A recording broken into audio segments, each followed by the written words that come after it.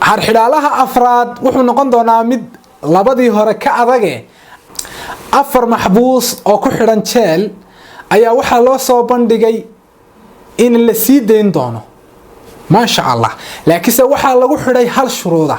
waxaa la yiri hal xidhaalahan hadii aad ka soo baxdaan waxaad noqon doontaan kuwa la sii daayo ama xabsiga ka baxa. hal xidhaalihii wuxuu noqonayaa 4 maxbuus waxaa loo jeediyay hal direction isagoo oo mid kamid ahna meel yar oo ka durugsan la geeyay ama ka yara baxsan. 4 maxbuus ee hal dhinac loo wada jeediyay ayaa waxaa la yiri ka koobaad waxa uu arki karaa ka labaad iyo ka saddexaad. ka labaadina waxa uu arki karaa oo kaliya ka saddexaad. ka saddexaadi waxba ma arki karo. ka afaraadina isna sidoo kale waxba ma arki karo oo afartanina kale saddexdanina kale ma arki karo. 4 koofiyadood ayaa loo geliyay oo lababa isku midab tahay. laba waa cadaan, labana waa madow.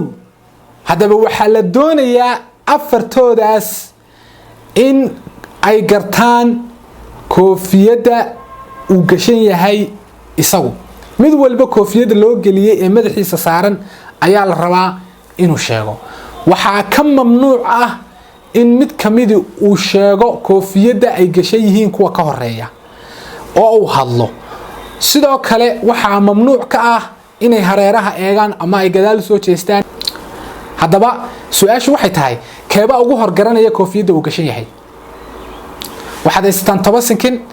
haddii inta in ka badan aad doonayso inaad ku kordhisatana box baad ku qabsan doontaa. way noo bilaamatay.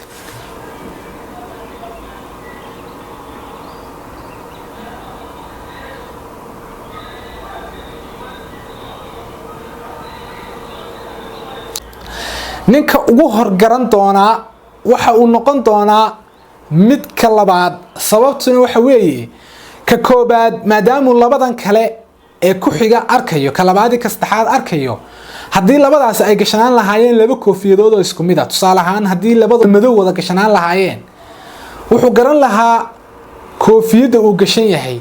sababtoo ah wuxuu waa 4 lababa isku midab yihiin. marka hadduu arkayo labadii midaba kale already wuxuu gashan yahay midabkii kale. mar haddii uu aamusay oo ka jawaabi waayay ninka labaadi maadaama ninkan saddexaad arkayo koofiyadu gashan yahay aamusnaanta ka koobaadi aamusnaaday wuxuu ku garanayaa in labadoodan uu arkaya kala midab yihiin. saala ajligeed mar hadduu kan cadaan gashan yahay wuxuu garanayaa inuu madow gashan yahay. marka sidaas ayuu ugu dhawaaqayaa inuu madow gashan yahay. jawaabtuna saas ayay noqonaysaa asxaabay. aad iyo aad baad mahadsantihiin.